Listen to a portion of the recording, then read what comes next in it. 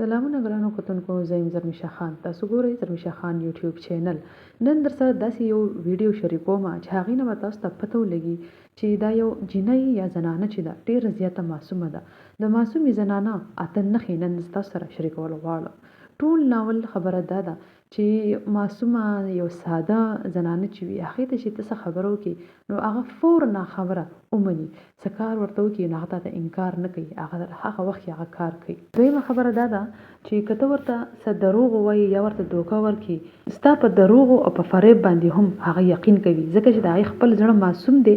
هغه معصوم دی او رښتینی دی. هغه وایي چې هر سړی به ما سره رښتیا وایي، ما ته به دوکه نه راکوي. نورو خلکو ته د خپل ځان نه زیات اهمیت ورکوي، هغو ته ډېر امپورټنس ورکوي او دا ورته ښکاره کوي چې تاسو زما په ژوند کې ډېر زیات ځای لرئ، تاسو زما لپاره ډېر زیات اهمیت لرئ.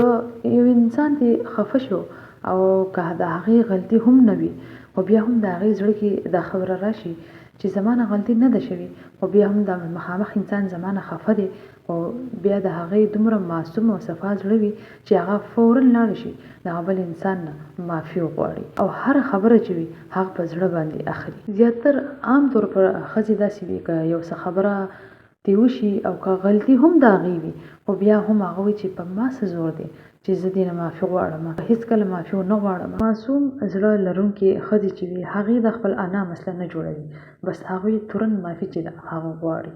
بله پکې دا خبره وي چې څه خبره وشي، داسې وړې وړې خبرې چې وي په هغې باندې بله ډېر زیات زر جړا ورځي.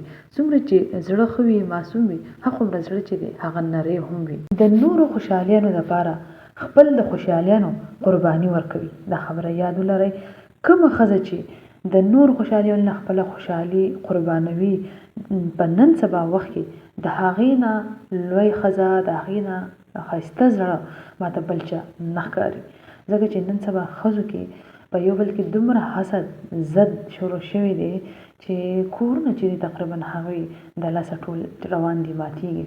په وروڼو کې اختلاف راولي، خواښې سره یې نه لګي، له ورونو سره یې نه لګي، بس هغه وایي چې زه بیا زما خاوند وي جدا کور وي او زه په ژوند کې به هم قرباني ورنه کړم. زه ولې قرباني ورکړم؟ ما د هلک سره مې واده کړی دی، بس زما د سره کار دی. خو چې کومه ښځه معصوم زړه لري، ښه زړه لري، نو هغه په دې ټولو خبرو باندې خپل خوشحالیانو باندې قرباني ورکوي. زموږ ستاسو په ژوند کې که تاسو خیال کړی وي نو داسې ښځه چې کله وي نو هغه په کور کې هم ډېر زیاته درنه وي. که هغه مشره روندار وي، مثال کې کشران چې څومره له ورونه دي یا وروران دي هغوی ټول ورته ډېر په درنه نظر باندې ګوري، مور درجه ول ورکوي. مشره روندار وي نو دا نور ورته د وړې خور په نظر باندې ګوري او ډېر عزت او احترام ول ورکوي. د هغې په هغه کور کې ځانه جدا یو مقام وي او هغه ډېر خوند کوي. که یو انسان ورته دوکه ورکړي یا هغه انسان چې معافي وغواړي وایي په ما باندې یقین وکړه، نو دا بیا دوباره هم په هغه انسان باندې چې یقین کوي. که چا نه څه غلطي وشي نو معافي ورته هغه وخت کې ورکوي. دا نه ګوري چې دا انسان به دا غلطي یا دا دوکه چې د ما راکړه ده دې به دوباره راکوي، خو بس هغه وخت کې معافي هم ورکوي او په هغه باندې دوباره بروسه هم کوي، ځکه چې هغه خپله دومره د ښه خوی خاونده ده، دومره ښه زړه ښځه ده یا جینۍ ده چې هغه خپل ژوند کې نه چاله دوکه ورکوي او نه چا سره دغابازي کوي. په رښتینو خبرو باندې او په رښتینو کارونو باندې یقین لري. نو هغه وایي چې دا نور خلک به هم داسې. دا یو څو نښې وي چې دا ما تاسو سره شریکې کړي چې دا یو کومه زنانه چې معصوم ښایسته صفا زړه لري دا د هغې نښې دي. او که ستاسو په ژوند کې داسې یو انسان شته نو ته ډېر خوش قسمته انسان یې. نور امید لرم چې ویډیو به ستاسو خوښه شوي. چینل سبسکرایب کړئ، ویډیو لایک کړئ او مخې ته شیر کړئ چې نورو خلکو ته هم ژوند په اړه رښتو باره کې پته لګي. باقي ستاسو چې څه قسم سوال وي ما نه کمنټ سیکشن کې تپوس کوئ، زه په هغې باندې ویډیو جوړوم.